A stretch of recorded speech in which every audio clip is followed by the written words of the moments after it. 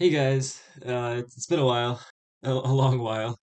But anyways, Carl DGR Just Cook and Waffle Smacker came out with a Super Mario World Troll ROM hack contest with some pretty crazy prizes. Like you saw the thumbnail and thought that I won first place. No, that was third.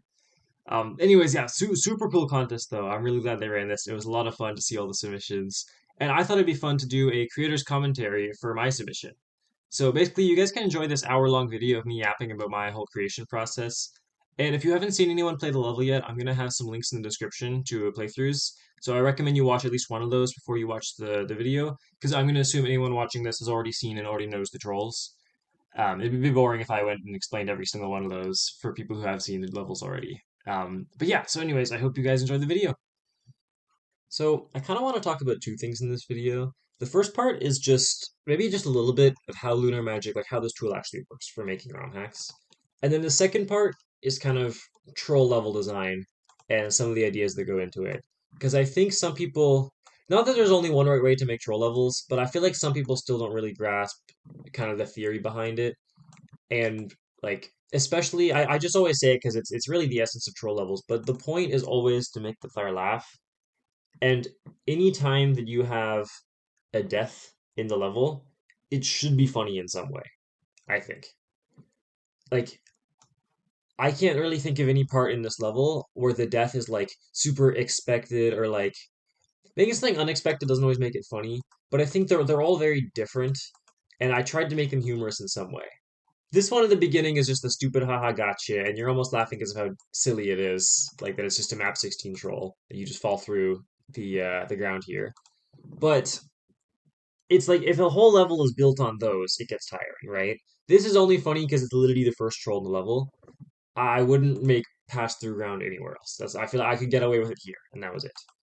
Um, and then from then on, I try to have a lot of trolls, just abusing the fact that right here, the moment you try to break these blocks, or the moment you find the key, there's a lot of different ways to play through this level.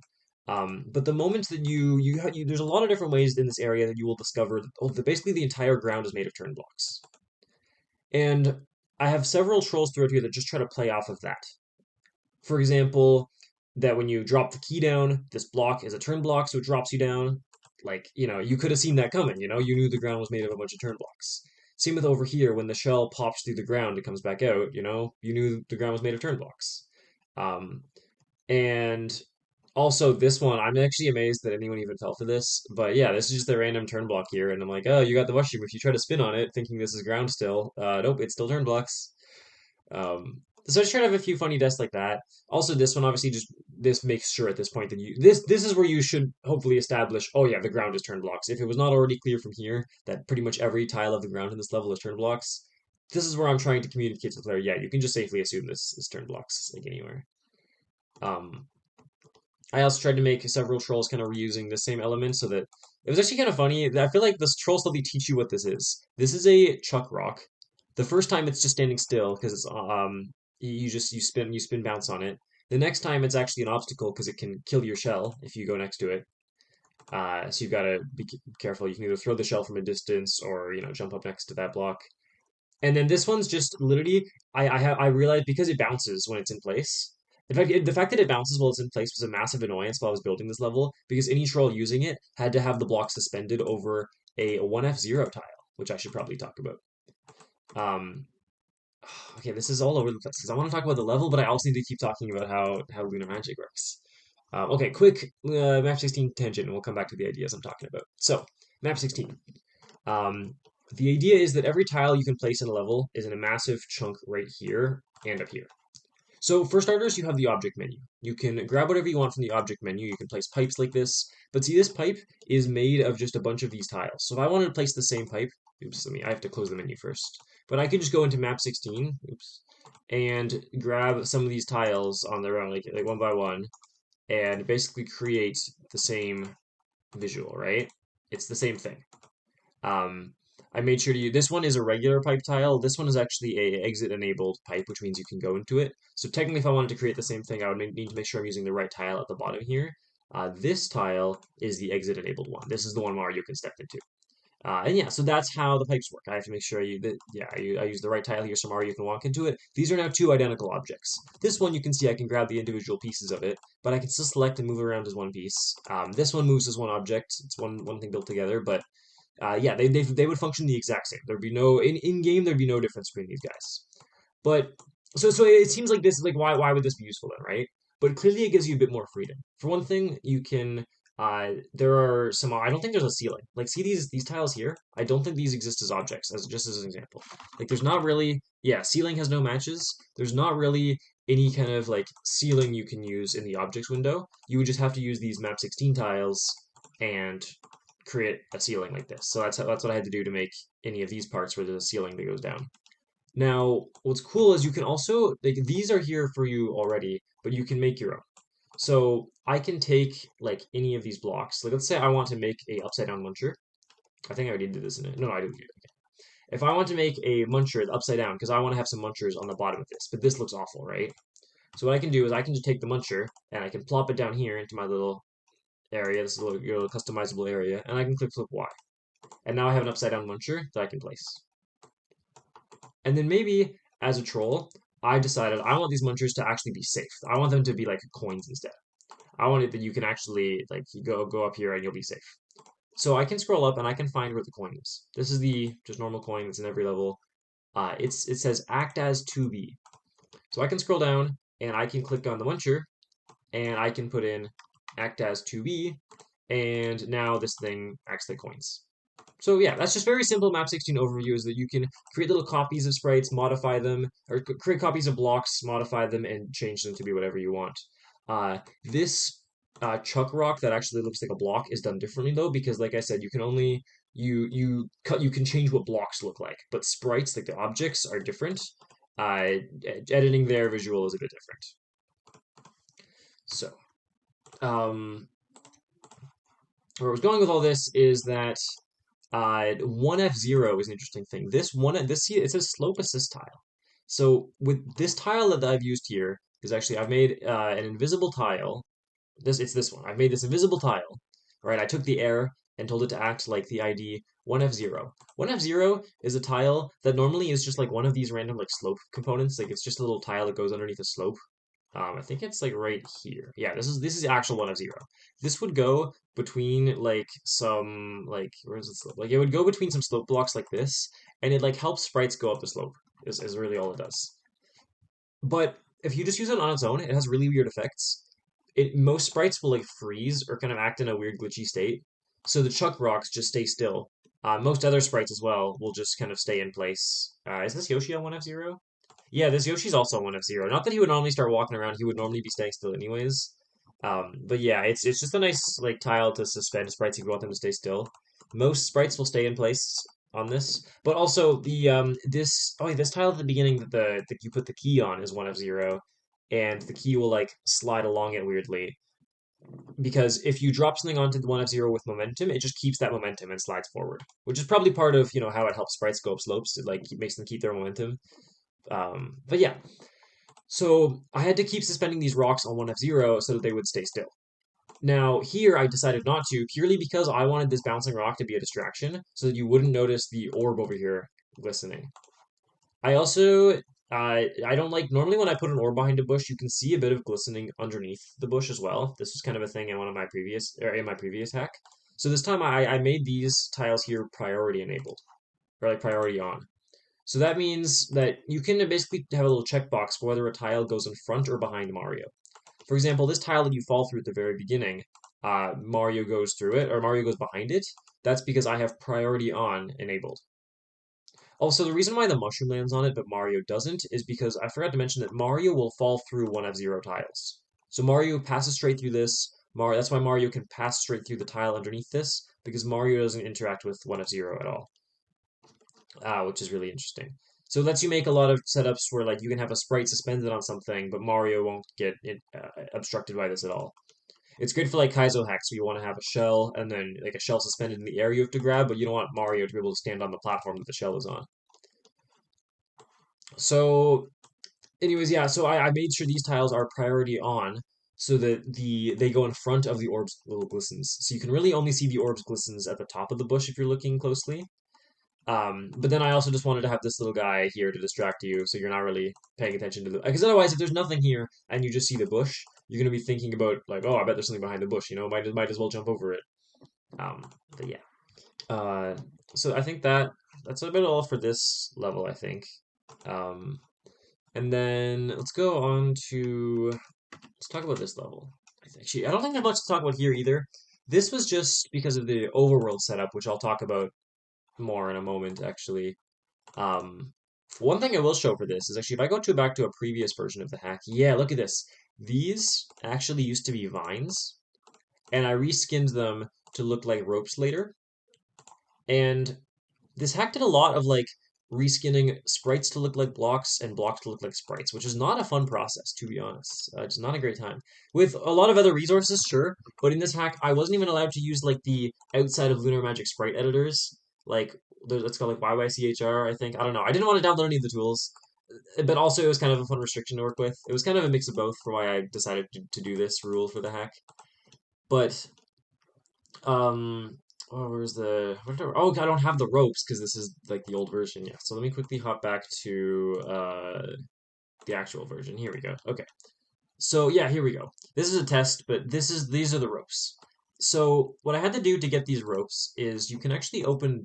You can click on this, and you can see the 8x8 tile selector. So this is just this is where all the blocks that you see here come from just this tiny little segment here. Like they took some 8x8 part from this little menu and plopped it in to make a tile, you know? So there's like one of these spinning blocks just pops all these little 8x8 guys in to make a 16x16 tile, and now you have a graphic. And then you choose what palette it uses. So the palette, if you click on this little star, you've got the palette here, and you can go so like basically it's typically like these five colors plus the black, like everything has the black, the white. I think this is more true. I think this one's transparency. I'm not entirely sure how this works, but every row has the black and white except for this one. And then that's why these like ice blocks look really, oh, I don't even have, they're not even here. What? There's like normally like some tiles that use this palette and it looks really strange. The P door uses it though. It's why you don't have a black outline on the P door. Anyways, I'm getting off topic. So if I wanted to make this look like a regular turning block, well, I could go check what palette the turn block uses, and that is palette 6. So I go put this guy into palette 6. Now he looks normal, right? So what I would do for the ropes, though, is the problem is that the normal ropes, right, they use, I think it's this palette right here. Okay, they use this palette. Now, the issue is that I can't just go and tell them, oh, use this palette, because this is out of the range of the palettes. See palette 7, if I want to make it this, that palette 7 is this one, right? And notice that was my last option I could pick. I can't put these on palette 8 because palettes 8 to 15 are reserved for sprites, and then palettes 0 to 7 are for blocks. So, slight issue there.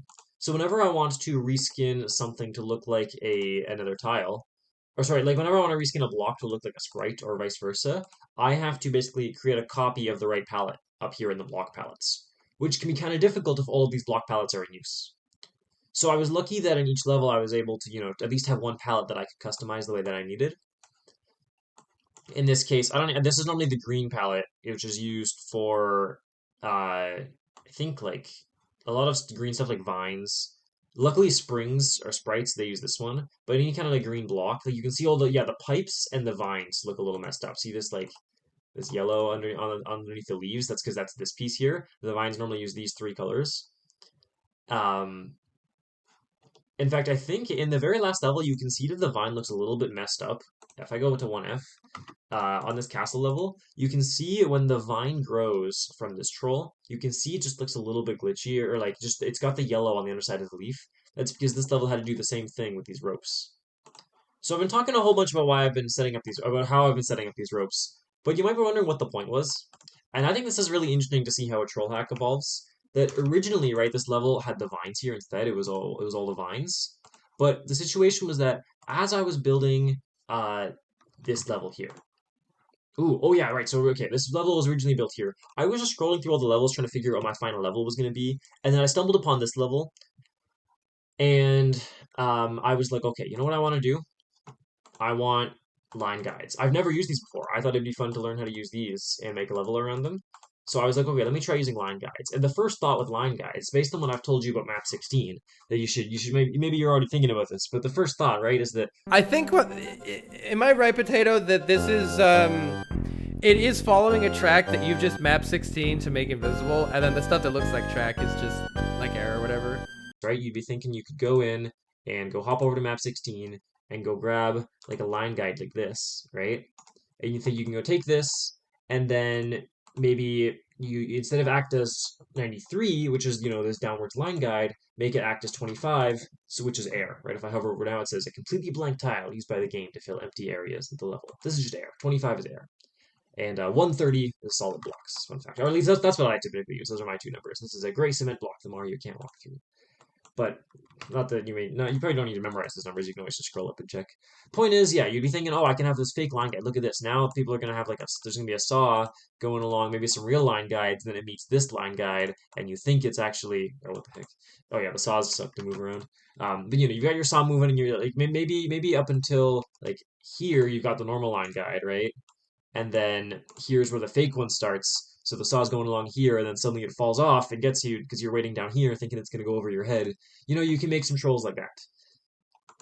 Or you'd even be able to maybe take a copy of the air, go put that down here, and tell this one to act like tile 93, right? Which is one of the line guides, right? That was be this line guide. So you could tell it. So this way you could actually make this track. Maybe instead, here's the real track, and then it actually continues. So you're thinking the saw is going to drop, but then it keeps going. So those would kind of be the two options, the obvious trolls, except for the fact that these line guides don't work like that. I don't really know the specifics, but essentially these line guides are only hard-coded so that the blocks in these specific positions on the tile map will act as line guides, right? It doesn't matter what act as you put in any block. It's impossible to make a block in any position other than these four act as line guides. So that throws a big wrench in my plans because here's what I could do. I could do this, right? I could take this tile 25 and I could just do that. I don't know if it needs to have. You notice that they even though I said they're hard coded, notice that these tiles still have a specific act as. I don't know if that's important. So when I did this, like you could do this, and then you could fill in the right numbers. The original numbers here were 90, 91. I can't even type. My keyboard's in like an awful position right now to be typing. I don't know why I have my desk set up like this. But yeah, you can do this, and then now you've got invisible line guides, right? Even if I can still hover over here and I can see, it still tells me this is a tile set specific tile. That can be used as a horizontal line guide. But this sucks because now I can't have real line guides. Every line guide has to be invisible, and I can't have real ones, right? Because if I tried to take, this one here and use this as a line guide, you can't really place blocks on top of other blocks. So if I place this block on top, it has now overwritten the whole thing underneath. See how this, like, hang on, this little segment will kind of be red. All these red blocks are just replaced. This is the block in that tile location, and the block underneath has no effect. So you can't layer blocks unless you clear out layer 2 of the level. So I'm not a Mario World expert. I just experiment with lunar magic, so I don't know if everything I'm saying here is going to be entirely accurate. But basically, you have the option of going into this little Mario icon, and you can click mode 2. This is how I do this at least. I don't know. I really only mess with mode 0 and 2. I haven't used the others.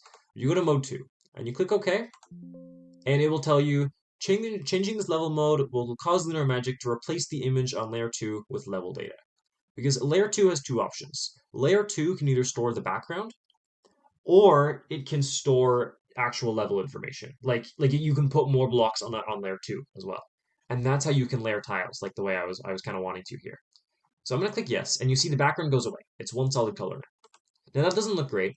So what you typically want to do to help your background look at least a little bit better is go to this little water button. This is layer 3. Layer 3 gets used for some other stuff. Layer 3 gets used for message boxes. It gets used for the water in a lot of those like water levels, like not actual water levels, but the ones with the waves at the bottom.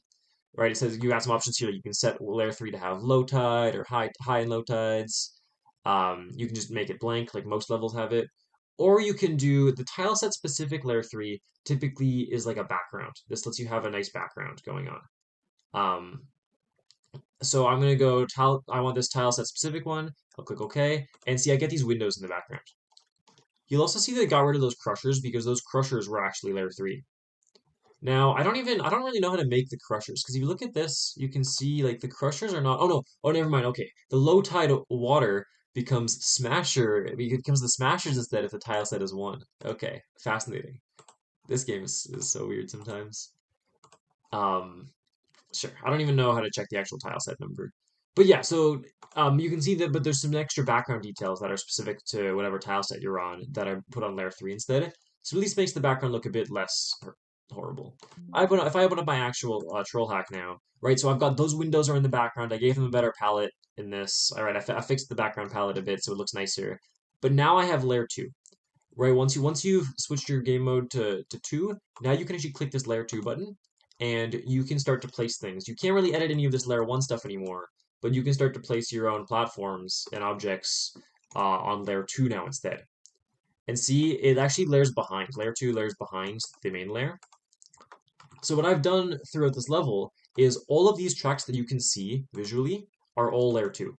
They are this set of tracks that aren't acting as anything. They technically say they're going to act as all these as 90, 91, 92, 93, but they aren't actually doing that. They're acting as nothing right now because they're not in the right slots, right? They're just down here. So they just act as air. So they're on layer 2 in front of these guys are placed down here on layer 1. So if I can push 2 on my keyboard to hide layer 2. This part is also layer 2 because if I go back to layer 1, see there's a track right here that layer 2 is covering. And then up here, there is a, hang on, let's see. So if I hide there too, see there's actual tracks here. So the platform goes this way and then goes down a bit along this edge and then cuts off because uh, there's no more track down here. And then it goes all the way up and follows this track up and then hops onto this track and keeps going. So you can see how this is awful, right? Like trying to make this level with these invisible is terrible to try to build tracks, right? So what I actually had is this setup I came up with down here is actually really cool, I think. So I have 2 rows, right? And the reason for this is that these rows both notice have the correct act as. They both have the correct act as in each slot. So what I can do is while I'm testing, I can just copy this row and place it in. And now all my layer 1 is visible. And while I'm editing, I can just leave the layer 1 like this so I can see it. And then as soon as I want to test, I just put this back on and my layer 2. Like now it looks the way it should. So let me put layer 2 back on. Right? So while it's like this, I can see the layer 2, I can't see the layer 1. I put the layer 1 on, now I can see both. If I'm trying to edit the layer 1, I'll turn off the layer 2 for a moment. And then once I'm done, I'll quickly put the layer 2 back on, make sure that, like when I was editing this section, I moved these tracks around a lot. So I had to make sure that if I've been editing, like if I had, I don't know, if I had this, if I was editing in layer 1 and I decided I wanted to move this whole thing down a bit, right? Like I maybe did some stuff like this. Gotta make sure not to save this after. Like if I tried doing like a change like that, now I gotta quickly put layer 1 back or put layer 2 back on, and I gotta change this. And sometimes it was helpful to just like turn this off, see how it looks, quickly undo. Like, but this was not too bad to work with, you know. This did not suck, I would say. I'm just gonna spam undo because I shouldn't have any changes to save here. Yeah.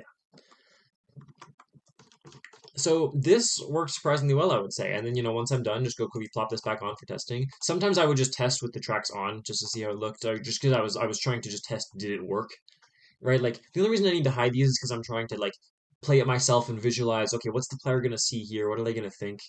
Compared to like sometimes I'm like, okay, is this track like sometimes I have to be like, okay, is this platform even going to reach this part? Because these things are janky as hell. There were times I would just have a connection that would look like it would work, and for inexplicable reason, the platform would just fall or like just jump up and go back down instead of hopping onto this track.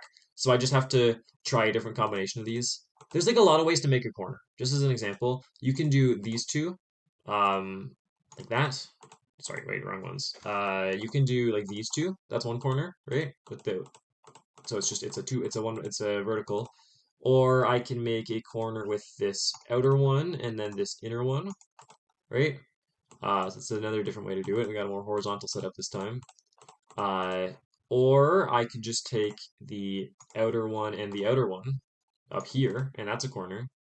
I don't think I can. Obviously I can't really combine the 2 inner ones. This isn't really gonna work, right? Unless I want to go the other direction. But yeah, you kind of have 3 ways to make a corner. So it all depends on if you want this tile available, if you want this tile available to place on, or you want this tile available.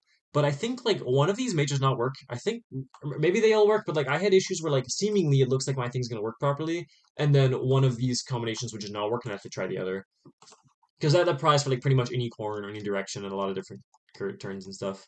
So yeah, this is pretty jank to work with, but it I got it working in the end. It wasn't too bad, and I thought this setup was kind of smart. I was happy that I got this working because this made it so much easier to edit, so much less of a nightmare than trying to edit all these invisible tiles. Um, yeah. Okay. Oh yeah. Right. And then I was talking about like so why there's the question of why did I uh change the vines to look like these ropes, right? Originally, this level as well, just so, or no, this level had nothing, but that other level, 1A, had all these vines instead of the ropes, right? So the reason I changed it was because as I started making this line guide level, I had a thought like, what I did was I just went into the sprites and I literally just started searching. I just searched for line guide. I just searched like line guided. I have my caps lock on, but I searched line guided and F3 through everything. And I just tossed them all. I think they might still be here. Okay, they're gone now. But originally, I just had them all, like, just a list of all of them up here in the top right. Every time I was stuck for ideas, I would just go look at my list. The first thing I started with was the brown platforms, because they just seemed like the easiest to even start to learn how this even worked. This section was literally made while I was testing how these line guides even worked. Like, this was just a total, like, figure it out as I go along. Half of these new trolls are just because I learned new mechanics that I could mess with and stuff like that. So yeah, I started with this, just messing with the brown platforms. Once I ran out of ideas for the brown platforms, it was time to move on to something else, right? This section just ended up being a lot of Yoshi trolls because I didn't really know what to do with the tracks anymore, and I kind of ideas kept flowing with like, okay, let me stack a billion bullets, and maybe maybe someone will try to eat the bullets and hatch Yoshi. And then I just put this mushroom here because I was experimenting with ideas, and then I realized that if you hit the block, the mushroom will bounce and start moving, which I thought was funny, so I just made that a troll. I didn't even realize you can like run back and respawn the mushroom, but that's fine. Not sometimes the trolls are just meant to be kind of funny, and they don't have to kill the player. It's like I don't know, the safe trolls that don't kill you are totally fine. Uh, yeah, not everything has to kill the player. And then here's where I made the ropes because was thinking about like I'm like okay, hang on, I want to do this like line guided rope, but what can I do with this line guided rope? I was like okay, I want to do something with this, but how can I make a troll out of it? Um, and I immediately had the idea of like, wait, what if you don't think it's going to be line guided? What if it's off screen so you think it's a normal rope? Then I'm like, okay, how can I sell that illusion though? Because someone who's smart and thinking about how the levels have been totally built around line guides might think that the rope looks a little off and remember that this is just what the rope looks like in Vanilla Mario, right? So my first thought was actually to make the line guide look like vines. I was originally going to reskin this entirely to be vines. The issue with that is that this brown is the exact same in the palette as the one for the platforms, and I couldn't get the platforms to look nice with that shade of green. So that wasn't an option. But originally I spent a lot of time trying to make this look like a vine. So the next solution, instead of making it look different, was to have it look completely normal, but make that normal be the vines for that hack. So be the vines for this hack. So I immediately started placing these vine decorations all over the place in this level, and I reskinned them to look like ropes. So the actual vines aren't reskinned. See, the original vine graphic is still here because you can see it at the end of the level. I mentioned that earlier that its palette gets kind of messed up. The original vine uses a part of the palette that I had to reskin because all the other palettes were taken. I couldn't use them. But actually, I don't even know if the lava palette was taken. I probably could have used the lava palette, but it is what it is. Yeah, I don't use the red lava palette anywhere in this level. So I could have replaced this. This blinking is something I was just experimenting with. It's not important. Yeah, so I could have done that. I probably didn't have to make the vine look weird. Oh well. Live and learn. Maybe I was using it before at one point. It's not important. So the way I made this, let me actually just delete this vine. I don't need this. It doesn't get used anywhere. Let me show how I made this. So normally, let me actually go back to a previous version of the hack. Actually, okay, let me show first off. Here, see, this is where in the 8x8 tile editor, I just have the rope to pull from, right? But here's the thing. This is only supposed to be for blocks. No, there's no sprite data. Down here is where the sprite data is, right? But these initial 2 pages are supposed to be all of the blocks need. The blocks just pull from these two. When I want to start getting some blocks, I click on this button here. Oops, sorry, I click on this button. And see, I only have access to, like, there's some blank ones down here, but I really only have access to these 2 pages. I don't have access to the sprite pages. So why the hell, what is the rope doing here, right? What's the rope doing here on this page? Well, what I did was, if I go back to a previous version again, where I didn't have this setup done yet, yeah, well, I don't even know what version this is, but sure. Then if you look at the editor here. See, normally this is this glass block that gets used for like the item roulette. So what I did was I went down to the vines or the rope tile. Now the rope tiles are part of a sprite specific tile set, which you get to set using this nice little button. You can choose which like what pages get loaded here because different levels use different pages. So if I quickly go through the levels, hang on, let me cancel this and then start hopping through the levels. See, the different levels use different sprites here because this level is one that might need some chucks and some other like some of the rope items and stuff, but some other levels might want the castle elements like the thwomps and the stone blocks that move and other stuff like that. So levels swap these in and out depending on what resources they need. There's some like custom patches to get around that, but obviously I'm not allowed to use those. So what I did instead is you can swap out different pages. So let me quickly show off. So I think I would have swapped in the rope one, which I think is 5, if I remember correctly. Yeah. So I swap in 5. So a bunch of, thankfully the grinders are part of this one. But a lot of the other rope stuff is actually, it was nice that in the level I could have both grinders and these rope things. Like all these other, like a lot of these other like line guided elements. Not that I used, actually I didn't really use anything other than the ropes, but it was nice that I was able to have both the ropes and the saws because they're on separate uh, tile sets. They never get used in the same level, I don't think. But because they both are separate pages, you get to swap out this page, like this top half and this bottom half independently, which is very convenient. So the ropes exist here.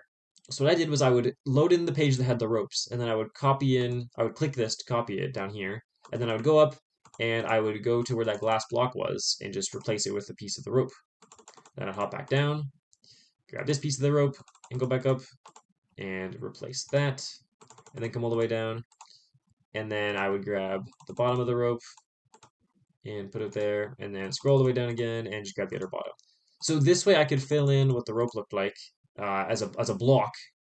And now that I have this, what I can do is I can open up the editor here and see now I've got the rope tile and I can put that in, right? So let me actually, you have to be in the 8x8 mode, but you can just put that in. And then I needed to make the actual rope, so then I just took this bit and made 2 tiles of that. And now I've got my rope. Now the one thing you have to do is make sure you properly save this. So I have to actually get this guy open and just quickly you do F9. So push F9 on your keyboard, it'll give you this prompt pop up, and then you push this yellow button. Now if I go page up, page, let me save the level, sure. I'm on it. Oh, I don't have to get it over. And then I go page down. See, it still saved my resource. Just to show what it would look like otherwise. If I just took like a piece of this triangle and put it on this vine like this, just put 2 pieces like that, and then I just go page up, page down, you'll see that the vine is back to normal, right? So it doesn't save unless you properly do that save process I just showed off. But yeah, so that's how you can get the vine here. And then, like I said, you've got to get your palette correct. So then you've got to properly, oops. Then you've got to properly choose your palette. Dude, can this palette stop hiding on me? Thank you. Right now it's using just the default or the 0 up here. So you'd have to set up like, so if I show, this is the original palette. I think, is that 5? I can't count. That looks like 4 actually. Nope, that's 5. Okay. Looks awful, right? So then what I did was down here is where the colors are that get used for the actual vine. So I would just copy each of those into the right slot. And look, now I have a completely normal looking rope. Completely normal looking rope. And because nothing else on my level uses that palette, right now at least, except for these blocks, maybe just, quickly delete those, pretend nobody saw anything. Now the level still looks normal, but I've just changed an important part of the palette so that I can have a rope now that looks nice. So that's kind of the idea. I'm going to save this up because this is just a backup version. This doesn't matter at all. If we go back to my actual hack, you can see, yeah, so here's my thing. And if you actually check again, if we check my map 6 or my 8x8 editor, right, I have the rope in that exact same spot. So I just did that when I was building the hack. And yeah. And then I just started placing the ropes all over the place so that it would look normal. I just wanted it to kind of look normal to the player. Like that these ropes just exist and they're just kind of a decorational asset. And then now when you finally get to climb on them here, nothing seems out of the ordinary until this one goes fwee and flings you into the spikes. Some people had good enough reaction time to dodge that, but I'm okay with that. Yeah, okay. I don't think there's too much more to talk about for this. So I think the next thing is probably the overworld. Okay, so the first thing you might notice looking at the actual overworld, if you've seen a playthrough of the hack already, is that there are 2 islands. You might have guessed this already. In fact, this change is a very recent one that only exists in some patches. See, this sign didn't change in Carl's playthrough, for example. But yeah, so there's 2 islands here. You're not meant to think there's 2 islands. and I'll get into the reason why there's two islands. The setup for this overworld may have been a little confusing in terms of what people are expected to think. Maybe, I guess when you start here, you finish the first level, and as soon as you enter this level, this Koopa kid comes out, hits you, and you get teleported into you get forced into this level. Right? This is level 1A, the one I was showing off, that's the jail. You get teleported into that level. And then what actually happens is the way it works is the way this Koopa Kid is programmed. This guy exists in the base game, by the way. Obviously, I said as a rule, right? This hack uses no custom elements. This isn't a custom element. This just exists in the code, but never gets used in the game. But it's surprisingly functioning. So if the Koopa Kid, if you walk onto this tile, the Koopa Kid will come out and hit you, and he will force you to play this level immediately. And if you die on this level, you get teleported somewhere. Especially you designate a teleport location. So when you start here, but the moment you click exit with the retry patch, that's what counts as you dying in the level. That's when you teleport here. But the idea is supposed to be that the Koopa Kid comes out. The way you're supposed to perceive it is that the Koopa Kid comes out, kidnaps you, brings you to here immediately. So that once you escape, you're over here, and you've got to get back to the mainland now. And that's why there's two separate rooms there's two separate islands because this one I wanted a different level here, right? I wanted the actual second level instead of having this is the jail, right? 1A is the jail and 1F is that actual castle level with all the tracks. So yeah, I just had to make these two separate islands to control to change this. That's the only reason these are two islands. Um, Otherwise I would have just started you up here. If the Koopa Kid worked the way I wanted you to perceive it, that it just as soon as it touches you, it warps you down here instead, then I would have done that. And it was annoying that I couldn't rename this level, right? I couldn't name this level anything else. Like I would have liked to have this level keep the original name, but then once you start here, you're on a different level with a different name. But instead, when you actually get warped into this level, if you're paying attention, it will say at the top, Mario goes to jail. And I wish I could have done that differently. I think the other option I could have had that I maybe should have done is that this level is it's maybe named the same thing as this. I could have made it that this level, despite being the jail, has the exact same name as this.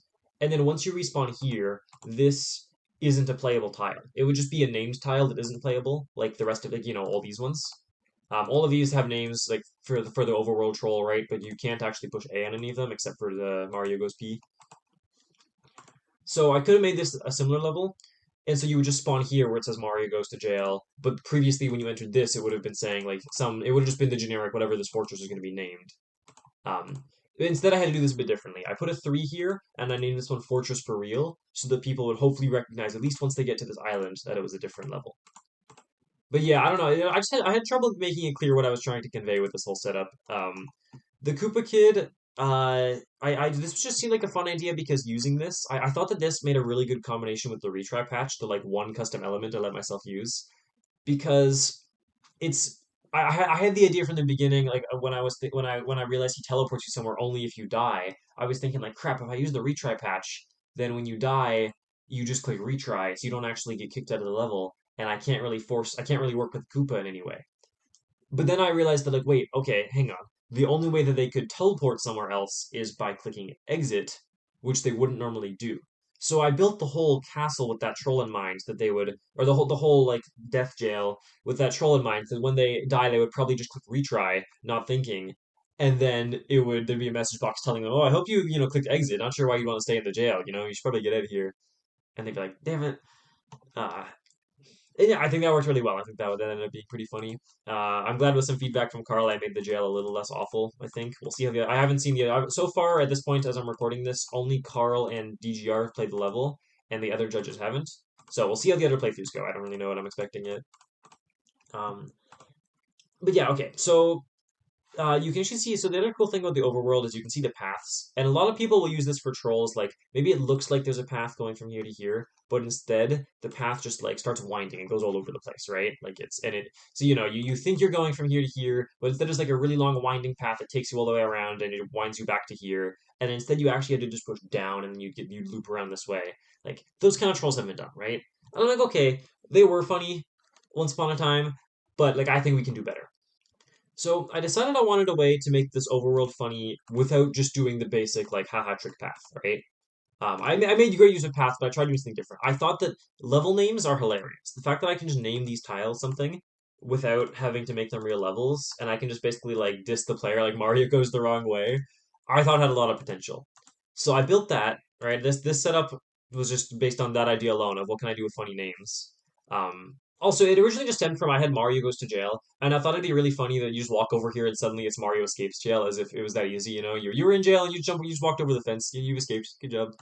And then from there, I started going with funnier names from there, and then I there's an idea I'd been stewing on for a while, which was just whenever you're in a level, if you're in when you're in an actual level, there's this like animated tile, like yeah, animated frames option, and I just really wanted to learn how this worked and to mess with it. I just really wanted to do something cool with this, right? So if we go to the level animated frames, I have a palette, some palette edits here. See this? So I've got these three slots are basically specifying a specific destination. You see this 35 here? Let me open the palette. Hello. This is a specific destination.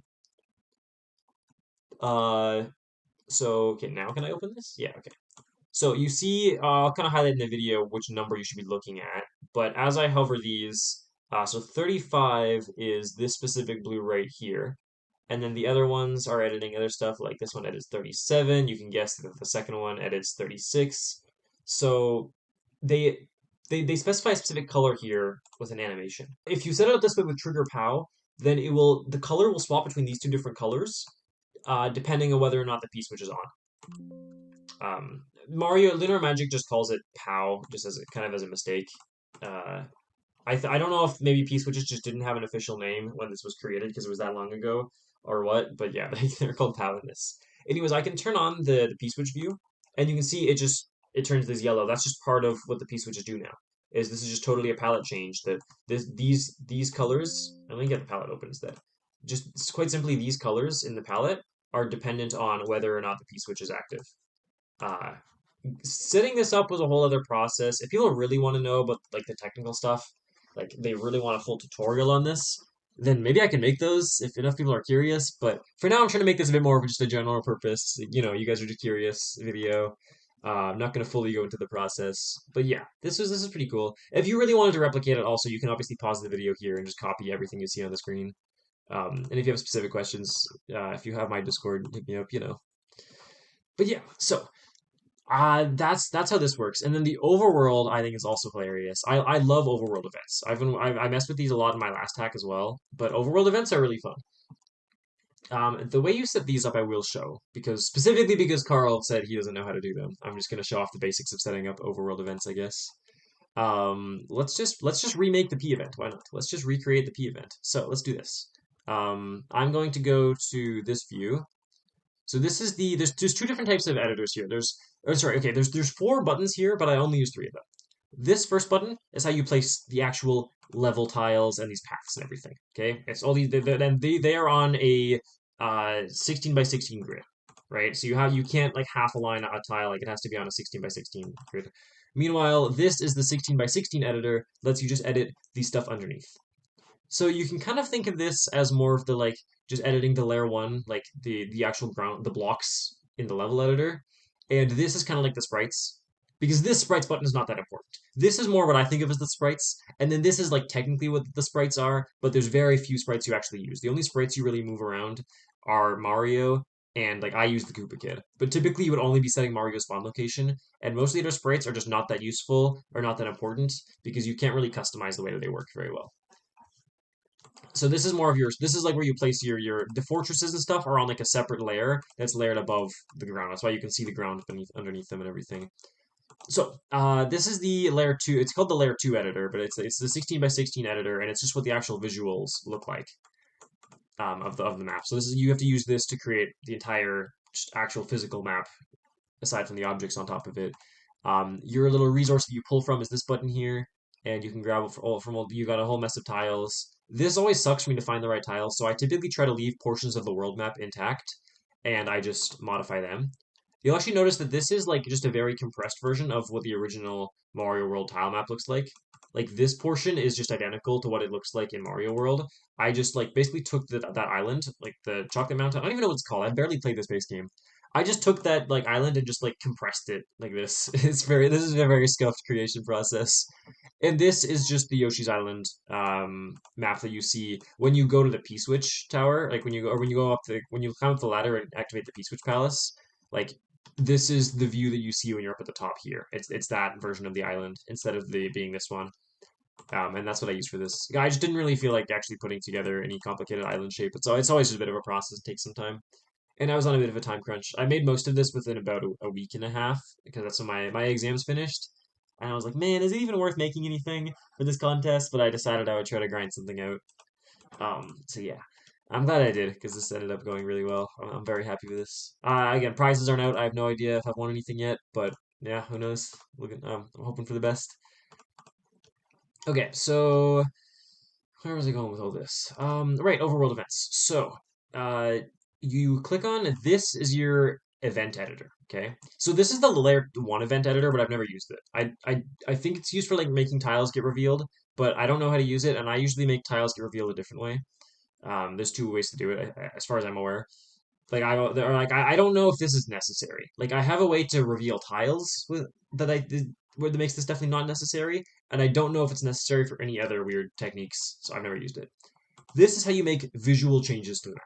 Okay, this is really important. This is how you make any kind of visual change that happens after a level appears. So one example would just be if I quickly step down through the events, you can see the events list down here at the bottom. You push page up and page down to switch between event 0 and event 1 and like have to go up and down, and then you push home and end to skip through specific steps of an event. So if I want to go specifically to here's event one starting, right? When you're on event one, it'll highlight the tiles that will appear. When you go to the next event, those tiles will be in place, and you can see how all the previous events will make the map look. While I'm on event one, if I start to push home, I will go up and it will show me each block that gets placed one by one. And now once I push home again, now it'll show me with the proper palette and everything, and I will be on to event 2. Okay, I need to stop moving my mouse down there because it brings up my taskbar. Okay. But yeah, so the way you actually place these, let's say I want to redo this event, I can just delete each of these. Oh, so I pushed the wrong key. I was pushing, instead of pushing delete, I was pushing end, so it was just stepping me back to the event. Once you're at the end of the event, though, yeah, you can just delete those. You can't delete them while you're not in the event anymore. See, these ones are also, or sorry, these ones aren't made by an event. Let me go back to this. I believe that once you've clicked fully page up and you're on a different event, oh no, okay, you can still edit, you can still click and delete these. Cool. So I can get rid of all those. Let's just make the event again. So first of all, make sure you're on the right event. So I'm going to make sure I'm on event 1. Perfect. And then I'm going to open up the layer 2 event tile selector. So it's got a bunch of these for some really complicated events. You'll see a lot of my water is a messed up color because I had to change part of the palette. Kind of similar thing to what I was talking about before. For the P water, a bunch of the palette got changed. Down here is the more common tiles you're going to use. These ones are for very specific events. They're big chunks. But down here is the main tiles you're going to use. So I'm going to grab this one for starters. You just got to find the right one that matches the path you've created. Sometimes if one doesn't exist that you need here, you can create them, and I'll show how to create them too, because that's a very quick process. And now I need to find the one that goes right here, which is going to be this one. And then you find this little one, which is this guy, and then there you go. And you build your path. You literally just place them in order. Now if I start to do home and end, you see it just works. You step through it in that order. To control what event fires when is really simple. You just, in here in this level, this is how you edit, what level this tile goes to. You change the level here, and then you just tell it what events to run. Simple as that. Make sure you delete the other stuff that this event does, because it'll just, otherwise, like, let's say even if it's on a completely different, like if it's on an entirely different portion of the map, what this, like, event 1 originally did, it would still spend the time creating that, and then create your stuff. So just make sure when you're working with an event that you're clearing out the other stuff that the vanilla game used to do on that event. And yeah, but yeah, so it's just that simple, and then that's how you get overworld changes to happen. The game will pause while they finish, and it'll just display. It'll add each tile one at a time. And then, so what I wanted to do for the P water was I needed to have a tile where's the regular water? Oh my goodness, I think it's on a page below. Yeah, here we go. Here's the P water, right? And some other tiles that needed to make the event work as well. So the way this works is, like, obviously those don't exist in the base game, right? The P water tiles don't exist. So this normally, like, all these here are preset for you. Same with this whole map. But what's cool is if you go back to the 16 by 6, or sorry, the 8 by 8. Wait, why is this called the layer 2 8 by 8 editor? This is very much a 16 by 16. Oh no, sorry, yeah, this is an 18 by 18. I'm trolling. Okay. Yeah, so if you scroll over to the side here, while you're in the 8x8 editor, you can just see these are just the straight up event tiles. This is the first page of the event tiles, right? This is just exactly what you're seeing here. It's gotten kind of shifted over. You can see after like at this point, this layer becomes this next row, but you see the idea, right? So this all takes up one full page. And then if you scroll on to the next page, anything you put down here will be here. You can just add your own visual tiles here. So for example, I also had to add one for when this mountain shrinks down. I didn't have a good one for this because a lot of the ones that existed were using different like colors or palettes. So yeah, I had to make this one. And then also just for the pea water to spread properly at the bottom of this event. I think this is event 9. Yeah. Oh no, it's event 8. For the pea water to spread properly, I needed some tiles at the bottom here. And in fact, I thought I would need a few more. Originally, this had a bit of a bigger radius, but I thought this looked best in the end. I spent a while just perfecting this like circle. But you see that like I needed some extra tiles to go at the bottom of the water here. So it's really just it's these ones for the very edge. These ones were needed just so that this black line got preserved. Originally I messed up and I just used this for like every part or yeah, I was using like I had oh yeah, I used this. I just used this for every part of the tile map. And you can see it doesn't really like see it kills these edges. So I had to make some special ones for those two tiles. But yeah, so you make whatever you need here, and then you saw the idea. You just if we go back to the if we go back down to when this event starts, we can just tab up, and you can see I just place each tile one by one.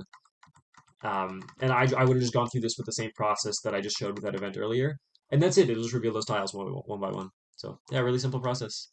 Let me scroll back over. So yeah, that's Overworld Events. I thought that was going to be a pretty funny idea, and it seems like it was well received so far. Um, yeah, I always have a lot of fun making funny overworld events. I think there's just so much potential with the way that you can entirely just change the map. You can just do so much funny stuff with them. Um, I'm sure next time I make a hack, I'll find more ideas of like maybe a whole island growing out of the water. That's those so like it's just kind of fun to code a cool like, or to create a cool looking animation like this, you know? So yeah. Another really interesting thing that I had to do was setting up these tiles. So there are in the base game. Let me quickly go back to an older version of the hack. So let's close the overworld editor. I'm gonna quickly go back to like backup 4, where I don't think the overworld was intact at this point, and I just gotta quickly do a reload and discard. Uh, no, okay, I had this already by backup 4. Wow, okay, I didn't even started the castle yet by backup 4, and I had that part of the overworld. Okay, so I gotta find an older version of this. So we'll do all the way to backup 2. Yeah, okay. If I don't have Mario goes P, then I shouldn't have uh the overworld. Really? I already had this? Oh, it looks a bit different, but oh wow, I already had this by backup 2. That's crazy. How about literally the first backup? What about this one? Okay, normal overworld. Okay, very cool. Perfect. Yeah, I think at that point I was still testing using these levels and everything. Okay, so in all the way back in backup 1, you can see that this is where you get your tiles that you can place with this editor from. Okay, if you want to place level tiles down, you get them from this little P-switch menu, and you can click this button to see what the paths look like. And here's something really interesting. This tile is what I use for the like Mario goes the wrong way and Mario escapes jail, right? That's what I just placed that, and then all I did was when I place it down, you give it the setting. You go to this editor and you give it a special setting. You pick your level and you do this. You do level has been passed, no entry of level passed. Right? This tells the game the level's been passed, and because it's been passed, this property here says you can't enter it. So I did that just to have a named tile with no entry. So it's assigned to a specific level, but it's just impossible to enter the level. So I think it's kind of in the same state as like the P-switch palaces are when you've cleared them. When you go up to it, it'll still say switch palace, but it won't actually let you play it anymore. So that's how I did this. But what's interesting is it's nice that I have these invisible tiles. But I wanted that part where Mario was going to be swimming, right? I wanted Mario to swim to the island. The issue is that if you look at these very carefully, the blue tiles are the ones that are in the water. There are no water tiles that don't have a visual on them, right? So I'm like, okay, I need to somehow get a water tile that has no visual. But I've actually already kind of shown how to do this. Because down here, let me go back to the original version now. Actually, no, I'll show it off down here. If you go to the 8x8 editor, see this menu down here? this is this tile selector, and you can't actually. At least I don't know any way to edit the paths that get assigned to this. As far as I'm aware, the paths are kind of hard coded on top of this page. But what you can do is you can still edit the visuals. So let's say I just want to have an invisible level on this tile. Well, very cool. Let me go to my, I got my 8x8 editor. I'm just gonna copy the appearance of some empty page or empty level tile and just put it on top of that. Now you can see that I've got a blue tile with no level visual on it. So that was how I was able to. Oh yeah, let me just discard this. Or let me. No, sorry. Let me get the other. Let me get my actual hack back open again. And reload and discard changes. Yeah. So you can see that that's how I was able to make these level tiles. Is because I just did exactly what I showed off. Right. These tiles here I erased. There was a reason I thought I might need a second copy of it, but I didn't. But yeah. Actually, I actually erased a lot of these. Wow, I feel like this was not all invisible before either. I don't know. Yeah, I think I ended up messing with a lot of this because I knew I wasn't going to need most of this, right? So I think I erased a lot. I can't remember if all of this had. Is this really just not? Oh no, okay. Oh, they look like this because they're unrevealed. Okay. Uh, I got it. It's certain events will reveal these guys get revealed, and that's why they look invisible. I didn't realize you can't see them down here at all, though. That's funny. Yeah. Originally, I was just gonna try to use the unrevealed tiles that you would like swim along, but the unrevealed, for some reason, if you're standing on an unrevealed water tile, it makes you're like if you're on yeah if you're just on an unrevealed water tile, it doesn't act like water. It only acts like water once it's been revealed, which I thought was really bizarre. I was trying to just use the unrevealed tiles for invisible tiles, but that didn't work. Yeah, okay. I think that's really all I wanted to talk about as far as the creation process for this. I think that's really all I wanted to go over. Um, yeah.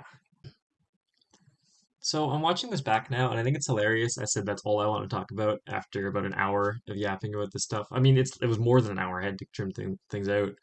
Um, but anyways, as you can tell from the title of the video, this level did end up winning third place for $500, which is really exciting.